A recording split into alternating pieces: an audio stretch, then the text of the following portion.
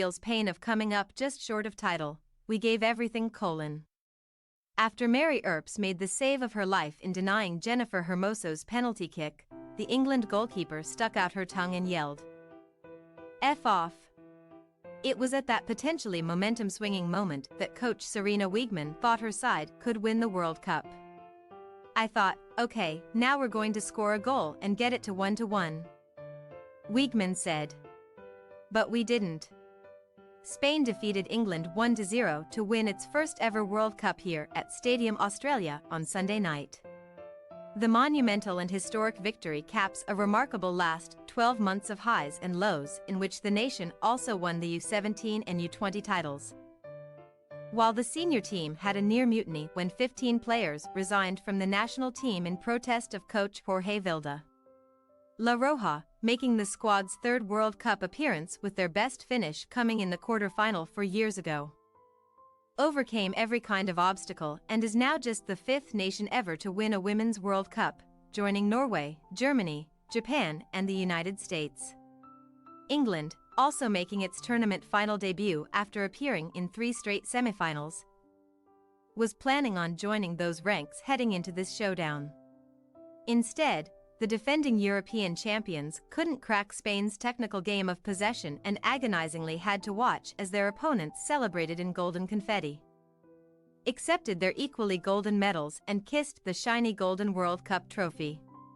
English players had to stay on the field for 15 to 20 minutes staring into space while La Roja celebrated. Spanish players were jumping up and down, hugging each other and dancing around while stadium crew members set up the trophy presentation stage. It's hard to watch another team celebrate when it's obviously your goal. Your dream and your dream as a team, Georgia Stanway said. It's really, really difficult. Once the stage was finally put together, England captain Millie Bright led her team through a smiling Spain team that had made a parted sea of sorts for them to walk through. Bright took a deep breath and proceeded to accept her silver medal. "If we put the ball in the back of the net, then it's game on," Bright said later. "But it's football. It's so hard." Not many England players stopped to speak with reporters after the match. Earps, despite winning the tournament's Golden Glove as the top goalkeeper, kept her head down and avoided eye contact. But English defender Lucy Bronze, who knew this opponent better than most, as 9 of her club teammates for Barcelona starred for Spain, spoke for all her national team teammates who weren't in the mood. "Just deflated," Bronze said. "Obviously we went into the World Cup wanting to win it and we were so close, but in the end, we couldn't quite get it over the line." The Lionesses had energy to start and Lauren Hemp sent a rocket that hit the crossbar in the 16th minute. After that, Spain gained momentum and dictated the tempo. England's plan of pressing high backfired, Spain pulled the Lionesses out of position and Wiegman's team found itself in too many one-on-one matchups defensively and couldn't push up quick enough in the attack. The decisive moment came in the 29th minute when Bronze lost the ball in the midfield. Teresa Abelira quickly took advantage and hit Mariona Caldenti on a diagonal cross, who found captain Olga Carmona streaking down the left wing.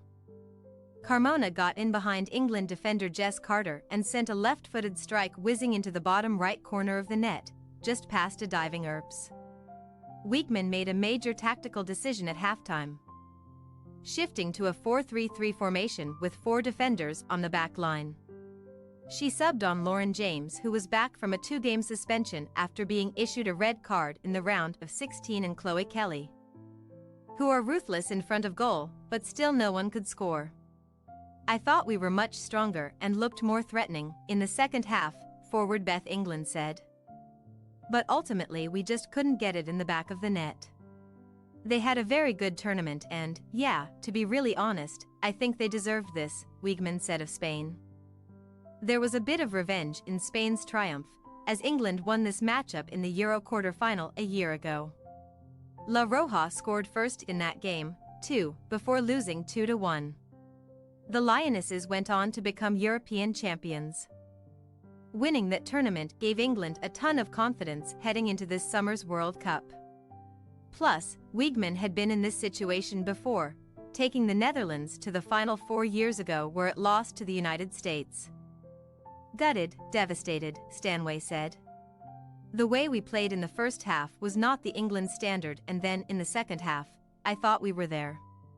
We were just unlucky not to get something." After the final whistle blew, and before England was forced to painfully witness Spain's joyful celebration, Wiegman gathered her team in a huddle on the field.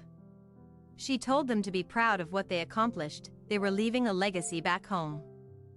But she also acknowledged this feeling of disappointment will take time to process, and that was okay.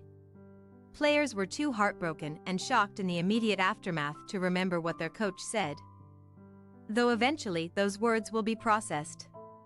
"Until then, I think we gave everything," England said. "We couldn't have given any more," Bright said. "Thanks for your watching. Don't forget to click the subscribed button and hit the bell icon for more."